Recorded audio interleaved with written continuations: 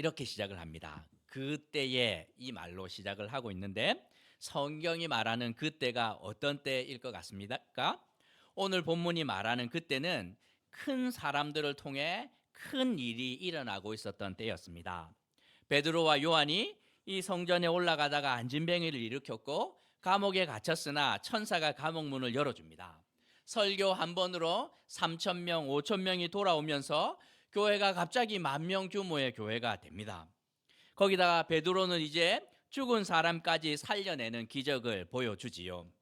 목사님들만 그렇습니까? 그렇지 않습니다. 집사님들도 얼마나 대단한지, 스데반 집사님은 이미 정말 영광스럽게 이 하나님 나라를 위해서 순교를 당했고, 빌립 집사님은 사마리아 땅에 갔는데 그 엉터리 마술사 때문에 고통받는 그 상황 가운데 그 문제를 완전히 해결합니다.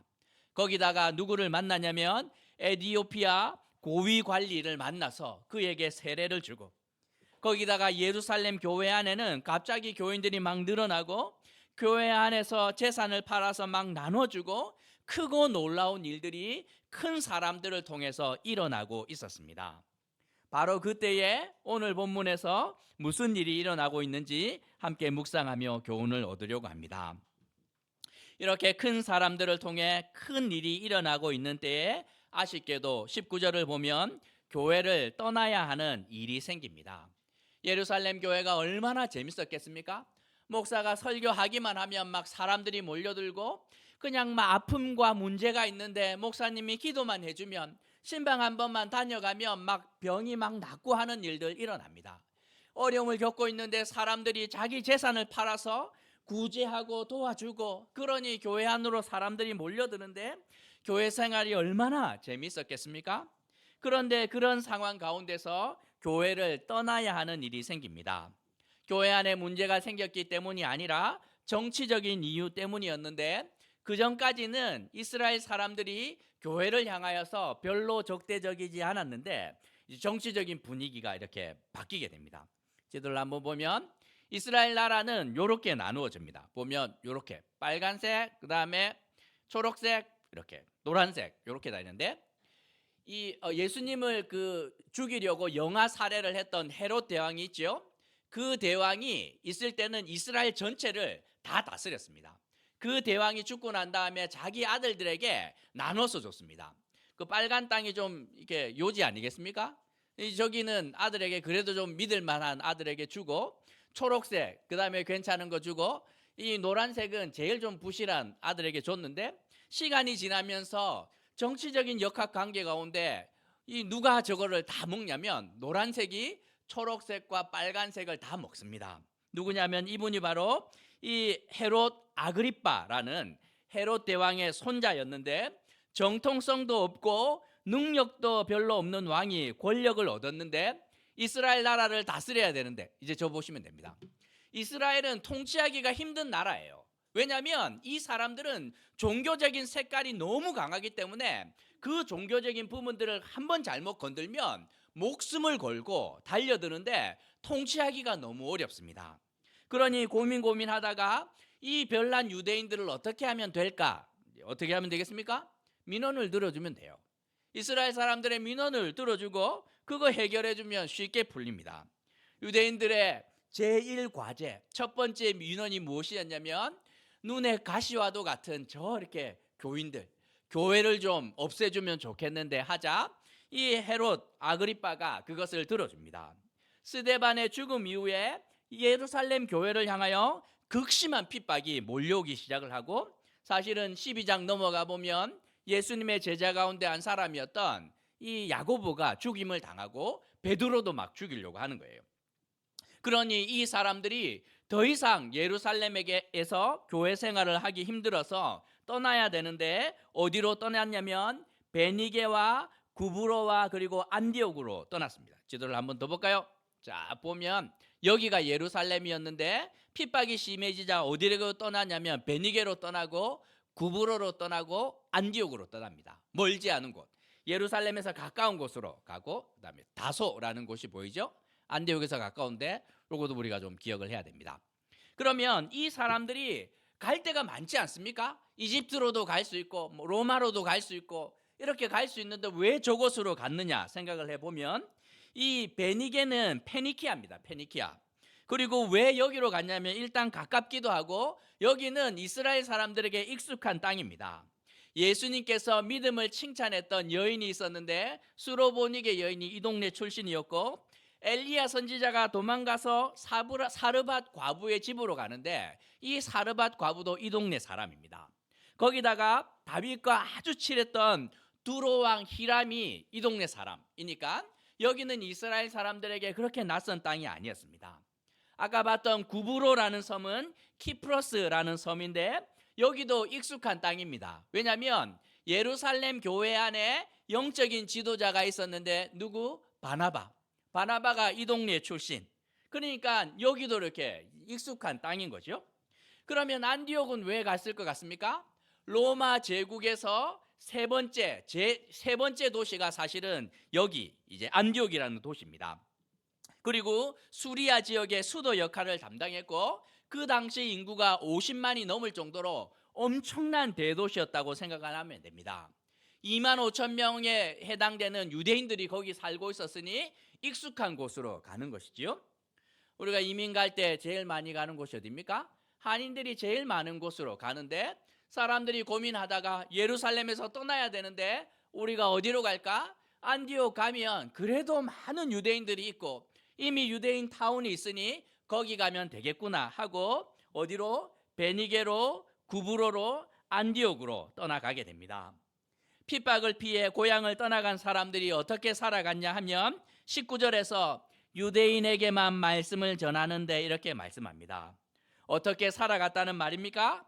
예루살렘에서 살던 것과 똑같은 방식으로 살아갑니다. 외국에 가서 한인교회 한번 가보십시오. 영국에 있을 때 저희 한인교회에 외국인이 몇 명 있었을 것 같아요. 단 한 사람도 없었습니다.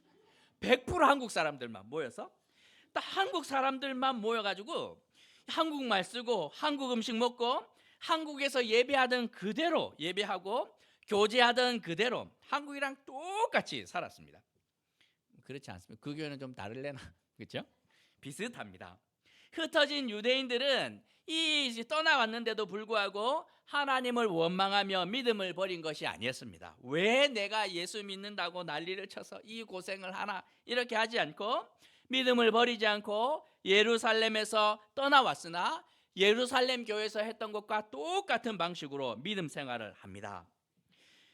그런데 이들의 특징 가운데 하나는 누구하고만 신앙생활을 했냐면 유대인만 자기와 똑같은 사람들, 언어와 그 다음에 문화와 모든 것이 익숙한 사람들과 함께 신앙생활을 했다고 생각을 하면 됩니다.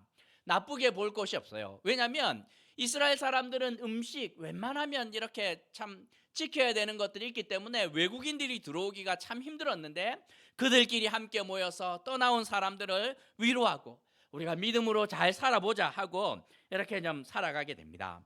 그런데 이들 교회 안에 변화가 생기는데 20절에서 구브로와 구레네 출신 몇 사람이 안디옥으로 넘어옵니다. 아마 이 사람들은 이제 외국 생활에 익숙한 사람들, 외국어와 외국 문화, 외국인을 만나는 것이 아주 쉬웠던 사람인들 같은데 어찌어찌 하다가 안디옥 교회로 왔고 교회 안에서 열심히 신앙생활을 했는데 이들이 이제 어떻게 하냐면 주로 만나는 사람들이 이 사람들은 외국 사람들을 주로 만나는데 연약한 사람들이 있었던 것 같습니다. 직장 생활을 하면서 매일 만나는데 들어보니 가정도 힘들다 그러고 자녀도 힘들다 그러고 뭐 경제적으로 어렵고 이렇게 이야기를 하자 불쌍한 것이죠. 이걸 어떻게 좀 할까? 뭐 참고 하다가 어느 날 우리 교회 한번 와봐라 이렇게 하는 거예요. 그렇게 힘들면 교회 한번 와봐라. 그리고 이 외국인이 친구를 따라 교회에 왔는데 다 이렇게 막 나만 외국인이고 다 딴 사람들. 그런데 이 교회 사람들이 너무너무 잘해줍니다. 와서 밥도 먹이고 교제도 하고 도움도 주고 사랑도 주었는데 외국인들이 너무 좋은 거죠. 그러니 어떻게 합니까? 세례를 받고 내가 정식으로 교인이 되겠다 하고 교회 구성원으로 들어옵니다. 우리 3분당 오늘 좀 헐렁한데 서집사님 어떻게 교회 오셨습니까? 이 건물 공사하다가 목사님이 이제 뭐 자주는 말고 한 달에 한 번만 교회 오라 그래서 그 말 듣고 한 달에 한 번씩 오다가 매주 나오지 않습니까? 오늘은 빠졌지만 김영호 집사님 그 옆에 붙어서 같이 나오고, 그렇죠? 남 집사님은 어떻게 왔습니까? 이 교회 그 공인중개사였어. 건물 계약하는데 그 과정 가운데 하나님께서 주신 은혜를 보고 그냥 교회 안으로 쑥 들어왔습니다. 오늘은 달리아 교육 하러 가셨지만, 그렇죠? 상효 형제 어떻게 왔습니까? 우리 김 집사님 나이 들어 열심히 공부하러 갔는데 거기서 만났는데 봤더니 뭐 어려움이 있다 이야기를 듣고 뭐 한번 와봐라 해서 왔는데 열심히 러시아 출장 갔습니다. 이노 형제 어떻게 왔어요? 그냥 고향 떠나서 힘들게 사는데 진짜 십수년 만에 교회 선생님이 한번 얼굴 보자 그랬는데 그렇게 만나서 봤더니만 그 선생님 동생이 서울에서 목회한다 그래가지고 어떻게 하다가 뭐 엮여서 이렇게 오는 거죠. 교회 형제 어떻게 옵니까? 아버지의 주치의가 신집사님이었는데 이렇게 엮여서 오고, 회원자매는 거기에 또 뭐 신앙도 없는데 남편 따라서 또 교회에 와서 오고, 은성 형제 뭐 반주자 없다 그래서 끌려오고, 우리 뭐 정인자매도 마찬가지 아닙니까? 그렇게 오는 거예요. 그냥 평범한 사람들, 이 구브로에서, 그리고 이 사람들이 이렇게 외국인들을 사역했던 사람들이 누구인지 성경은 말하지 않습니다. 그냥 아무개인 것이죠. 무명의 사람들, 베드로나 야고보처럼 이름을 대면 알만한 사람들이 아니라 지극히 평범한 사람들이 설교 한 번 해서 3,000명 회심시키고 이런 일이 아닌 것이에요. 아주 작은 일, 그냥 소자를 불쌍히 여기면서 죽게 하듯 그들을 대하고 소자에게 물 한 그릇 떠주는 것이 전부였는데 하나님께서 이 일을 기뻐 받으시는 것이지요. 그냥 예수님을 소개하며 초대하였는데 21절에서 놀라운 일이 일어납니다. 주의 손, 곧 하나님의 도움의 손길이 누구와 함께합니까? 그들에게 함께하였다 말하는데, 믿음으로 작은 일을 하는 작은 자들에게 하나님의 큰 은혜의 손길이 임했고, 그러자 놀라운 일이 일어납니다. 21절에서 수많은 사람들이 이 믿고 주님께로 돌아오지요. 원래는 유대인들이 다수였는데 한 사람 두 사람 외국인들이 오게 되는데 너무 많은 외국인들이 오게 되자 감당이 안 됩니다. 그러니 어떻게? 본사에 요청하는 것이죠. 예루살렘 교회에 요청하여서 교회 안에 외국인들이 너무 많은데 어떻게 할까요? 그러자 예루살렘 교회가 결정하고 알려줍니다. 그 뭐 외국 나가서 한인 교회가 뭐 한인 사역만 하면 되지, 외국인들은 선교사님들에게 맡기십시오, 내보내십시오, 이렇게 하지 않습니다. 예루살렘 교회는 그 이야기를 듣고 나서 참으로 그 일은 하나님이 기뻐하는 사역인가 봅니다 하고 한 사람을 안디옥까지 파송합니다. 외국인을 섬기는데 가장 적합한 사람인데 22절에서 구브로 출신 위로의 아들 바나바입니다. 바나바는 이 자신이 이 구브로 출신이었고 외국 문화와 언어에 익숙한 사람이었고, 거기다 24절을 보면 이 사람은 착하고 성령과 믿음에 충만한 사람이었습니다. 23절에서 바나바가 안디옥에 와 보니 놀랍습니다. 하나님의 은혜가 눈에 보이는 것이죠. 참 이 사람들이 변변한 지도자도 없이 믿음으로 이렇게 살아왔는데 너무 대단합니다. 그러자 격려하고 칭찬하는데 모든 사람들에게 굳건한 마음으로 주와 함께 있으라고 권면합니다. 여러분들이요, 여러분이 하는 사역 참 귀합니다. 믿음으로 이 사역 계속하면 됩니다. 그러자 어떤 일이 일어납니까? 22절에서 바나바가 왔는데 사람들이 더 늘어납니다. 이 바나바조차도 감당이 되지 않는 것이지요. 다시 도움을 요청해야 되는데 바나바의 머리에 가장 적합한 한 사람이 생각이 납니다. 안디옥 옆에 다소 있었지요. 다소에 놀고 있었던 사역자가 하나 있었는데 누굽니까? 사울입니다. 사울. 로마 시민권이 있었고 가말리엘에게서 율법을 배웠을 뿐만 아니라 예수님을 만나서 인생이 완전히 바뀐 사람, 사울보다 더 적합한 사람이 또 어디 있겠습니까? 25절에서 바나바는 사울을 찾으러 다소까지 갔고, 이 사울은 바나바의 말을 듣고 깨닫습니다. 아, 예수님께서 나한테 너는 이방인의 사도로 내가 따로 불렀다 말했는데 예수님의 말씀이 이것이었구나 생각을 하고 거절하지 않고 안디옥으로 돌아와 사역을 합니다. 몇 년? 1년 동안. 26절에서 바나바와 사울은 함께 동역하며 1년 동안 사역을 했는데 그러자 놀라운 일이 일어나요.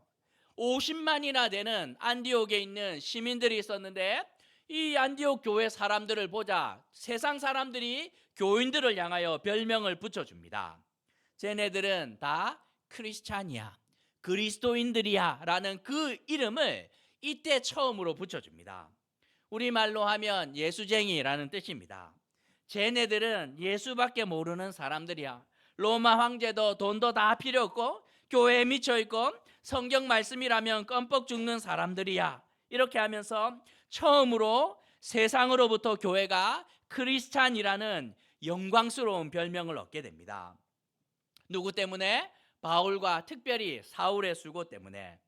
바나바는 위로의 아들이지만 사울은 위로와는 거리가 먼 사람입니다. 사울은 이렇게 정확하고 올바른 사람이기 때문에 막 불의를 보면 막 들이받는 이런 사람. 위로와는 사실은 거리가 멉니다. 하지만 사울은 논리가 정확했고 그의 안에 불타는 마음이 있었고 그래서 교회 안에서 가르치는 역할을 한 것 같은데 우리가 무엇을 믿으며 왜 믿어야 하는지, 믿음으로 산다는 것이 무엇인지, 세상 속에서 살아가며 어떻게 살아가야 되는지 이방인들이 궁금해하는 신앙의 많은 문제들을 이 사울은 가르치고 거기에 대한 답을 준 것 같습니다. 사울의 합류로 말미암아 안디옥 교회는 교인의 수만 늘어난 것이 아니라 성장과 함께 성숙이 더해졌다 생각하면 됩니다. 죄송합니다. 성숙의 가장 큰 증거 가운데 하나는 지갑이 열리는 것입니다. 마음이 열려야 이제 지갑이 열리는 것인데 이 안디옥 교회 안에 아가보라는 성도가 있었고 아마 이분은 예언을 하시는 분이었던 것 같아요. 기도하면서 하나님의 뜻을 받으면서 앞으로 이런 일이 일어날 테니 우리가 준비해야 됩니다 하고 예언을 한 것 같은데 어느 날 이 아가보가 기도를 하다가 로마 제국 전역에 큰 흉년이 들 것이다 라는 예언을 합니다. 그러면 어떻게 준비해야 됩니까? 1년 예산의 10%를 매년 예비비로 축적하고 반찬 3가지 먹던 거 1가지 줄이고 교육부서 이제 외부로 수련회 안 갑니다. 긴축해야 됩니다. 뭐 이런 거 세울 수 있지만 이 안디옥 교회 성도들은 그렇지 않습니다. 이 상대적으로 취약한 곳이 예루살렘 교회였던 것 같습니다. 안디옥만 하더라도 로마에서 3번째 가는 도시이고 규모가 크니 흉년이 오더라도 물자나 이런 혜택들이 안디옥에는 그래도 여유가 있지요. 하지만 로마 제국의 변방과도 같은 예루살렘 교회를 생각을 하니 흉년이 닥치면 저 사람들이 가장 큰 어려움을 겪을 텐데 우리가 어떻게 하면 될까 고민하다가 29절에서 제자들이 각각 그 힘대로 예루살렘 교회를 위하여 부조하기로 결심을 하고 이를 실행합니다. 이름이 점점 바뀝니다. 처음에는 그냥 이방인들 헬라인에 불과했는데 26절에서 이들이 어떤 사람이 되었습니까? 이들을 향하여 그리스도인이라는 별명을 붙여주었고 29절에 오면 이들을 향하여 제자들이라고 말합니다. 그냥 평범한 외국인에 불과했던 사람들이 어떻게 교회 안에 들어왔고 그 사람들이 그리스도인이 되었다가 어느 순간 제자로 바뀌게 되는 영적인 진보와 변화가 안디옥 교회 안에서 일어났다고 성경은 말씀하고 있습니다. 오늘 본문을 통해 저는 2가지만 생각해 보려고 하는데 먼저는 하나님께서 길을 인도하는 방식입니다. 길을 막으시며 인도하시는 하나님 우리가 먼저 생각해 보아야 하는데 예수님께서 이 승천하기 전에 제자들을 불러놓고 신신당부한 것이 무엇이었냐면 너희는 땅끝까지 가서 제자가 되어야 된다. 예루살렘, 사마리아 땅끝까지 가야 돼. 이거 명심해야 돼 하고 말씀하고 하늘로 올라갔는데 요지부동입니다. 예루살렘 밖으로 나오지도 않아요. 언어가 문제가 되지 않음을 오순절 성령 사건을 통해서 보여줍니다. 방언이 막 터지면서 언어 문제가 되지 않아 보여주었고 에디오피아 고위 관리가 회심하고 로마 군인 고넬료가 회심하는 것을 보았지만 예루살렘 교회는 움직이지 않습니다. 왜 움직이지 않겠습니까? 너무 좋으니 갈 이유가 없어요. 함께 모여서 교제하고 은혜가 있는데 밖으로 나갈 생각을 하지 않습니다. 그러니 하나님께서 억지로 보내야 하는 것이지요. 이제 4월이 되면 소그룹이 재편됩니다. 소그룹이 재편되는데 이제 많은 분들이 와서 말씀합니다. 목사님 이번 소그룹은 막 너무 좋아요. 근데 이분들하고 또 같이 가고 싶어요. 뭐 다음에 같이 넣어주면 안 되나요? 그러면 사역팀에서 어떻게 합니까? 반드시 찢어 놓습니다. 충분하구나, 충분하구나, 충분히 누렸구나. 왜 찢어 놓을 것 같아요? 미워서가 아닌 거죠. 여러분이 그렇게 좋다는 말은 어디에는 소외되는 분이 있고 여러분들이 나누었던 그 풍성한 교제를 그분들도 누려야 하지 않겠습니까? 그러니 전도사님하고 저하고 머리 싸매고 하는 거죠. 데이터가 있어요. 한 번도 안 본 만난 사람들이 누구인가 하고 여기는 이분을 좀 섬겨줬으면 좋겠는데 하고 거기 넣습니다. 4월에 이제 소그룹 재편되면 민원 넣어도 안 바꿔줍니다. 그대로 가는 거죠. 억지로 찢어 놓아야 되는 것이죠. 예루살렘 안에서 은혜를 누리는데 주님 보기에도 흡족합니다. 참 예쁘고 아름답지만 이렇게 좋은 것을 너희가 조금만 더 나아가면 좋을 텐데, 안디옥에도 가고 다른 곳에도 그 은혜를 누려야 되는 많은 사람들이 있는데 가지 않으니 주님께서 억지로 이 정치적인 이유를 들어서 가지 않을 수 없는 상황들을 만들게 되지요. 어린 자녀를 키우며 가장 많이 하는 말이 무엇입니까? 아니야, 아니야, 그거 먹으면 안 돼, 안 돼, 그거 만지면 안 돼, 거기는 가면 안 되는 곳이야 하면서 자녀가 여기까지 가야 되는데 바로 가지 못하니 길을 막으시면서 인도하는 것입니다. 이 땅을 살아가면서 이 하나님께서 왜 내 인생길을 돌아가게 하시나? 나는 여기까지 가고 싶어 하는데 갈 때마다 길이 막히는데 놀라지 마십시오. 돌아가고 또 돌아가는 것 같으나 하나님께서 예비하신 만남이 있고 선하신 축복이 있으며 주의 손길이 함께하기 때문에 정말 이 길이 막히더라도 선하신 하나님의 인도하심을 보고 낙심하지 않고 우리는 살아갈 수 있다. 성경은 말씀하고 있습니다. 우리가 두 번째로 생각해야 하는 것은 주의 손이 누구와 함께 하는가 하는 것입니다. 주님의 도움의 손길이 오늘 누구와 함께 하고 있습니까? 주님의 이름으로 선지자 노릇하고 주의 이름으로 귀신을 쫓아내고 주의 이름으로 많은 권능을 행하는 사람들에게 주의 손이 함께하고 있지 않습니다. 누구에게 오늘 함께하고 있습니까? 믿음으로 작은 일을 하는 소자들에게 주님의 손이 함께하고 있습니다. 그냥 무명의 성도들이에요. 그들이 누구인지 성경은 이름도 기억하고 있지 않지만 하나님은 기억하고 그들의 마음을 귀히 받으시며 주의 손을 감당할 수 없을 만큼 도움의 손길을 쏟아부어 주고 있습니다. 그들이 왜 하나님의 도움의 손길을 경험합니까? 그냥 작은 자들이기 때문에 불쌍해서 도움의 손길을 얻은 자들이 아닙니다. 그들은 소자였으나 그들의 인생의 중심에 교회가 있고 하나님이 계시고 말씀이 있었기에 하나님의 마음을 기쁘시게 하였고 그분의 마음을 당겨서 쓸 수 있는 능력이 있었음을 우리는 생각할 수 있습니다. 지금은 교회 거의 사라졌지만 제가 어릴 때만 하더라도 교회 가면 본당 뒤에 이렇게 못으로 이렇게 거리를 여러 개 만들어 놨는데 거기에 교회 집사님, 권사님들이 성미 이렇게 갖다가 겁니다. 그냥 천으로 된 작은 이렇게 이 뭡니까? 주머니인데도 거기에다가 쌀을 담아 와요. 보면 밥을 지을 때마다 5인분 밥 지으면 한 숟가락씩, 5숟가락씩 모아서 이 주일이 되면 작은 이 자루에다가 담아서 그것을 모아두고 교회가 그것으로 다 먹었습니다. 먹을 거 없을 때마다 동네 그 청소년들이 교회 가면 성미함에 이 쌀이 있기 때문에 맨날 밥해 먹었던 거 기억합니다.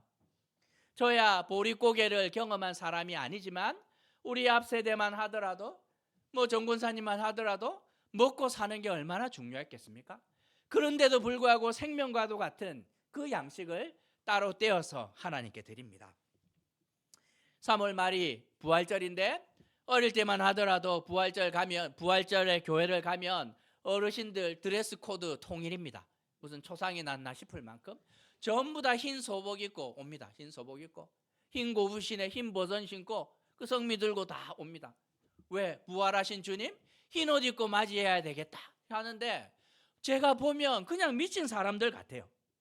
문제만 있으면 새벽마다 와서 교회에서 울고 시간만 나면 교회 와서 살면서 부르짖는데 이 사람들은 정말 교회에 미친 사람들인 것 같구나. 옆에서 보는데 그 중심에 있는 것이 하나님이 전부인 사람들이에요. 세상은 그 할머니들 기억 안 합니다. 지극히 작은 자들인데 하나님이 그들 인생의 전부가 되자 제가 옆에서 보는데 그런 생각이 들었겠습니다. 하나님께서 기억할 것 같으면 이 할머니들 기억하시겠구나. 나는 내 인생의 하나님의 전부가 아닌데, 그렇죠? 나는 내가 하나님이라도 저는 기억하지 않을 것 같고, 날마다 주께 부르짖는 하나님이 전부인 그 소자들 주님께서 잊지 않겠구나. 그러니 어떻게 됩니까? 그분들이 태산을 넘어서 험한 골짜기를 가도 주의 손이 함께하고 날마다 할렐루야 힘차게 부르며 어둠 가운데 살아가는 것 같으나 빛 가운데로 인도하는 하나님의 은혜가 있는 것. 제가 이렇게 50을 살아보니 그분들 소천하신 분들 있고 하지만 그렇게 살아가신 분들 손에 보입니다. 주의 손이 함께 하셨구나. 인도하시는 것이 확실하구나 하는 은혜가 느껴집니다. 제가 이렇게 고신교단에 있을 때 저희 같이 시찰에 있었던 아주 재미난 목사님 한 분 계십니다. 그분은 젊은 목사들 이렇게 시찰에 들어오면 항상 신고식 비슷하게 하는데 전화해서 막 부릅니다. 혼낼까 싶어서 갔는데 그게 아니라 가면 장어 사주시고 책 사주시고 회 먹이시고 이렇게 합니다. 근데 이분이 이제 차가 뭐냐면 흰색 지프입니다. 지프. 목사님인데 대단하죠. 지프. 왜 목사님 이 차 멋진 차 왜입니까? 산기도 가야 돼가지고 자기가 샀다 이 얘기를 하는데 늘 산으로 험한 산으로 산 좋다 그러면 그 차 타고 올라가서 늘 기도합니다. 그런데 그분 중심에는 진짜 하나님밖에 없어요. 목사님들이 잘 따지는 것 중에 하나가 교리 따지고 교단 헌법이 어떻게 되느냐. 제가 고신교단에서 나사렛 교단 옮기면서 얼마나 혼이 나고 막 곤욕을 치렀는지 모르는데 모든 분들이 와서 규정이 이런데 네가 이렇게 하면 되냐 막 얼마나 막 치리를 받아야 된다 이렇게 하는데 그 목사님 오셔서 한마디 딱 했습니다. 오셔서 저 목사님 기도해 보니까 하나님이 뭐라 합니까? 하나님이 가라 그러면 가야지. 그러고 호호 웃으면서 가셨어요. 그분 중심에는 하나님밖에 없습니다. 그냥 교단이 정한 규칙과 교리들이 너무 중요하고 귀한 거 맞지만 그것 위에 하나님이 계신지를 아는 거죠.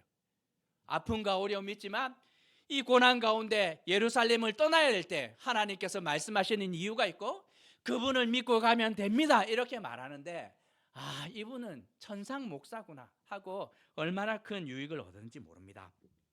이 땅을 살아가며 인생이 길이 막혀서 돌아가는 경우 얼마나 자주 생기는지 모르지만 그때마다 절대로 낙심하면 안 됩니다. 왜? 하나님의 계획한 더 큰 일이 우리를 기다리고 있기 때문입니다. 인생의 길이 막혀 돌아가야 할 때 뭐 하면 됩니까? 큰일 할 필요 없습니다. 작은 자들이 믿음으로 소자에게 작은 일 할 때 그 수고 가운데 주의 손길이 함께하면서 감당할 수 없는 놀라운 믿음의 역사가 우리 가운데 나타날 것이라 약속하고 있는데 이 약속의 자리 가운데로 함께 나아가게 되는 어울림 가족이 되시길 주님의 이름으로 도전하는 것입니다. 말씀하시 생각하시면서 함께 좀 기도할까요? 인생의 길이 막혀 돌아가는 것 같을 때 참 많지요. 40대일 때까지는 길이 별로 안 막혔던 것 같아요. 원하는 대로 이렇게 착착착착 가는 것 같은데 그거 지나고 나니 이제 열린 길 한 번도 본 적이 없는 것 같아요. 다 막혀 있는 것 같고 돌아 이게 길 끝이 어딜까 싶지만 하나님의 놀라운 계획이 있는 줄 믿고 걸어가십시다. 그리고 그 길을 돌아가면서 큰일 말고 작은 일 충분합니다.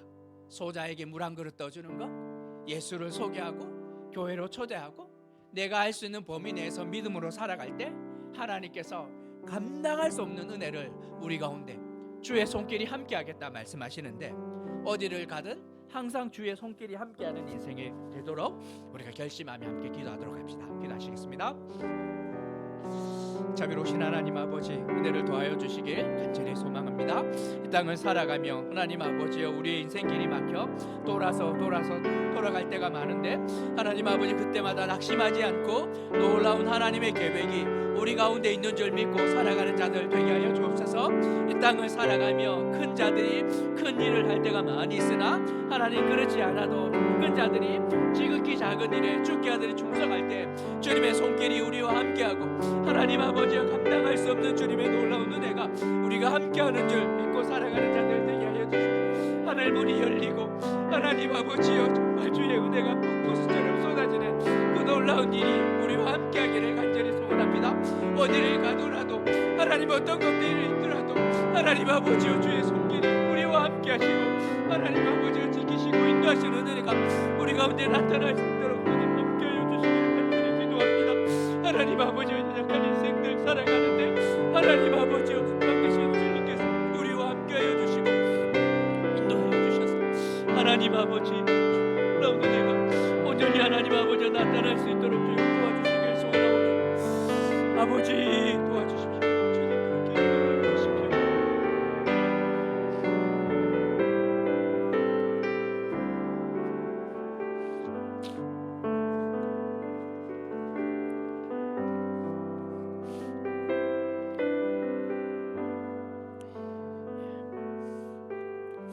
몇 가지만 더 기도했으면 좋겠는데, 늘 하던 대로 우리 주보 2면에 있는 공동 기도문 보면서 기도했으면 좋겠습니다.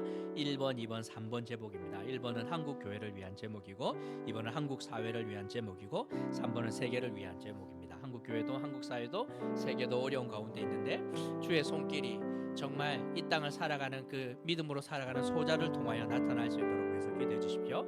특별히 한국 사회 이제 총선이 얼마 남지 않았는데 그냥 들썩들썩합니다. 하나님께서 참 이렇게 역사하시는 은혜 좀 더해 주시기를 위해서 기도하시고, 세계도 마찬가지 아닙니까? 미국 이렇게 대통령 선거 앞두고 전 세계가 들썩들썩하는데 하나님께서 좀 은혜 내려 주시길, 기도가 익숙지 않은 분들은 이렇게 기도문 찬찬히 읽으면 되는데, 우리가 1번, 2번, 3번 제목으로 함께 기도하도록 하겠습니다. 기도합시다.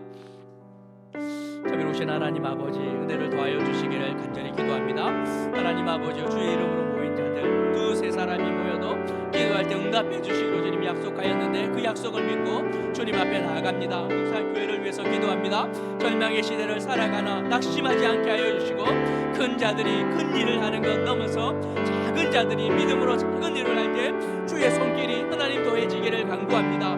하나님 아버지, 이웃과 세상을 위해 골방에서 기도하고 자기 십자가를 지고 이 땅을 살아갈 때 하나님 아버지여, 열매 맺는 놀라운 역사들이 나타나기를 간절히 기도합니다. 엉터리 같은 한국 사회를 위해서 기도합니다. 정치, 사회, 경제 할 것 없이 하나님 아버지, 이 어려운 때 가운데 소자들을 기억하여 주시고 그들에게 필요한 은혜를 더하여 주시고, 총선을 앞두고 정치적으로 사회가 혼란한 가운데 있는데 하나님 아버지, 올바른 것을 생각을 하고 결정할 수 있는 분별력을 허락하여 주시고, 하나님 아버지, 의료 현장 가운데 어려움이 많은데 하나님 아버지, 올바른 건강한 의료 정책이 세워질 수 있도록 우리 주님께서 함께하여 주시기를 간절히 기도합니다. 하나님 아버지여, 세계를 위해서 기도합니다.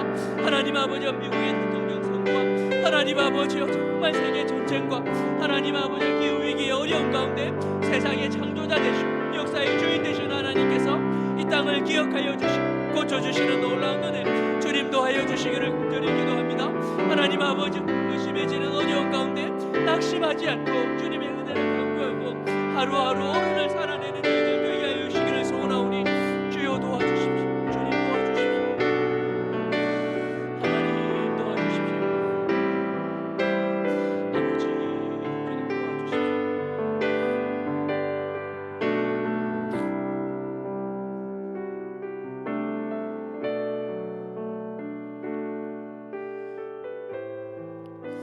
이번에 외수 기도하실 때 4번, 5번, 6번 제목입니다. 4번은 어울림 교회를 위한 제목이고, 5번은 교회를 섬기는 자들을 위한 제목이고, 6번은 교회에 협력하고 있는 사역자들과 기관들을 위한 제목입니다. 설교 준비하면서 우리 교회 생각이 많이 들었습니다. 어울림 교회가 우리가 그렇지 않습니까? 여러분이 하셨던 거 참 잘하셨는데, 그냥 소자들이 믿음으로 작은 일 하는데 또 한 사람이 오고 또 한 사람이 오고, 초등학교 동창회 그냥 놀러 갔다가 벌써 5명이 앉아 계십니다. 참 하나님께서 은혜 주셨는데, 안디옥 교회에 이제 바나바와 사울이 이렇게 갔던 것처럼 하나님께서 섬기는 자들도 세워주시고 우리를 통하여 큰 일을 하시길 함께 좀 기도했으면 좋겠고, 협력하고 있는 우리 선교사님들 위해서 한번 생각을 하면서 4번, 5번, 6번 제목 함께 기도하도록 하겠습니다. 기도합시다. 자비로우신 하나님 아버지, 하나님 주님의 몸된 교회를 위해서 기도합니다. 올린 교회를 하나님 기억하여 주시고, 하나님 아버지여 정말 말씀을 따라 하나님 아버지여 속이 우리가 똑같은데 믿음으로 살아가는 자들 축복하여 주시고, 하나님 아버지 날마다 주의 손이 하나님 이들과 함께하기를 간절히 기도합니다.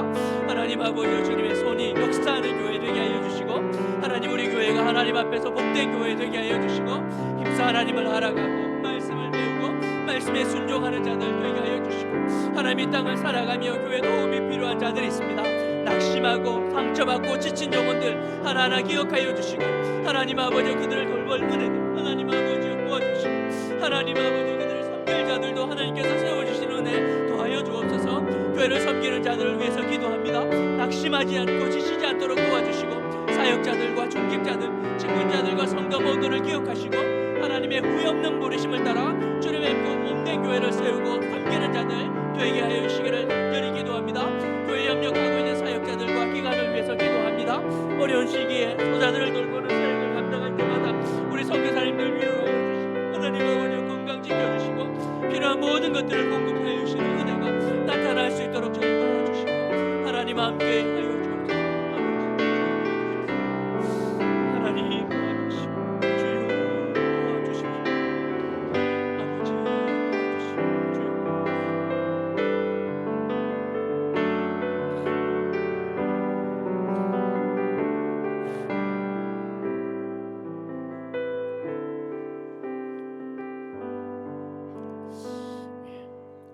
마지막으로 한 번만 더 위해서 기도했으면 좋겠는데, 눈을 뜨고 앞뒤 좌우로 한번 인사해 주십시오.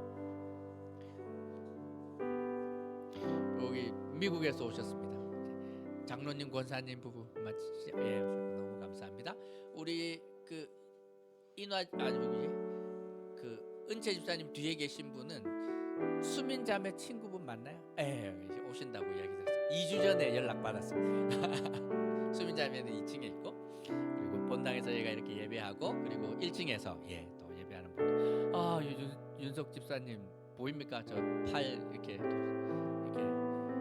인대가 끊어져가지고 2개가 끊어져서 화요일 수술 예정입니다. 아픈 팔을 갖고 왔는데 위해서 좀 기도 좀 많이 해주십시오. 은혜 강구는 실제로 역사하는 힘이 큽니다. 우리 7번 제목은 믿음의 가정을 위한 제목이고, 8번은 믿음의 자녀를 위한 제목이고, 9번은 우리 사랑하는 성도들을 위한 제목입니다. 가정이 올바로 세워질 수 있도록 위해서 기도해 주십시오. 내 가정, 내 자녀들뿐만 아니라 이 땅에는 모든 가족들이 좀 건강하게 세워질 수 있도록, 교회 안에 그런 귀한 분들이 경험될 수 있도록 위해서 기도해 주시고, 믿음의 자녀들 이렇게 기도하면 자녀 이길 수 있습니다. 하나님께서 좀 함께 해주시길 위해서 좀 기도 많이 해주십시오. 교육부서와 그리고 특별히 청년들 위해서 기도해 주시고, 9번 제목 위해서 기도하실 때 인생의 길 막혀서 막 돌아갈 때 하나님께서 저 은혜를 더해 주셔야 되는데 위해서 좀 많이 기도해 주십시오. 특별히 우리 몸이 힘든 분들 계십니다.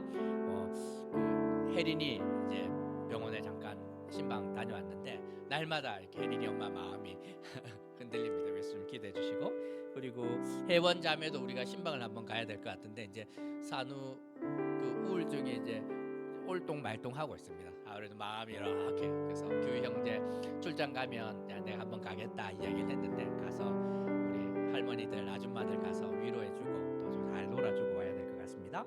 그리고 윤석 집사님 수술 좀 화요일 날 예정됐는데 잘 회복될 수 있도록, 그리고 상효 형제는 결국에는 또 한 주 러시아 출장 갔습니다. 그래서 기도해 주시고, 인호 형제 부친이 이제 한 10년 넘게 암으로 투병하고 참 이렇게 그 이후 어떻게 될지 잘 모르는데 정말 하나님께서 그냥 선하게 인도해 주시도록 그 가정을 위해서 기도해 주십시오. 아픔이 너무 많은 가정인데 위해서 기도해 주시고, 우리 영미 집사님 또 이렇게 검진받고 이렇게 치료를 받아야 되는 과정인데 위해서 기도해 주시고, 생각나는 대로 앞뒤 좌우 눈 마주치시면서 우리가 정말 그 가정에 필요한 것들이 있는 거 생각을 하면서 마지막으로 기도하도록 하겠습니다. 기도하시겠습니다. 자비로우신 하나님 아버지, 은혜를 더하여 주시길 간절히 기도합니다. 하나님 의인의 강구는 역사는 힘이 큰데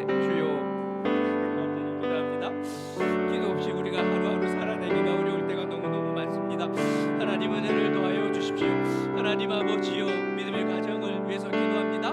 주께서 우리 가운데 선물로 주신 가정을 섬기는 자들 되게 하여 주옵소서.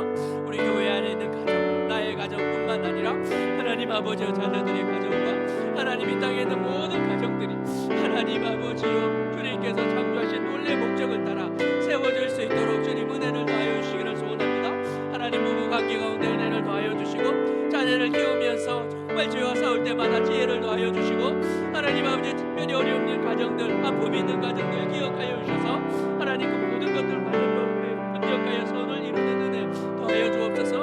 하나님 아버지, 믿음의 자녀들을 위한 기도 하나님 아버지에게 올려드립니다. 하나님 아버지여, 정말 하나님 그들에게 가장 선한 길로 인도하여 주시고, 어둡고 죄 많은 이 세상을 살아가며 선한 것들을 알게 하여 주시고, 하나님을 경험하고 그리스도를 만나고 믿음으로 살아가고 생명의 말씀을 붙들고 살아가는 자들 되게 하여 주시고, 누교육 부서들과 청년부 하나님의 좀 기억하여 주시기를 간절히 기도합니다. 하나님 아버지, 사랑하는 성도들을 위해서 기도합니다. 몸과 영혼이 연약한 자들 하나님 만져주시고, 일상을 살아가는 모두에게 필요한 은혜를 더하여 주십시오. 하나님 아버지, 이니 긍휼히 여겨주시고 회원자매 기억하여 주시고, 하나님 아버지 우리 집사님과 하나님 아버지 사모 형제, 하나님 이노 집사님 부친과 우리 영밀사님 인기에 여겨주셔서 하나님 아버지 너는 내가 온전히 나타날 수 있도록 주여 함께하여 주시고 도와주시옵소서.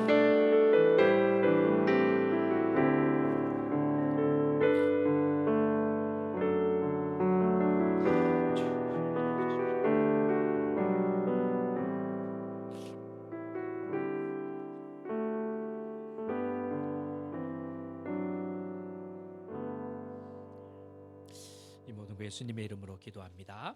아멘. 찬송가 445장 부르시면서 준비한 헌금 드리도록 하겠습니다. 우리 박기숙 권사님, 우리 신동혁 집사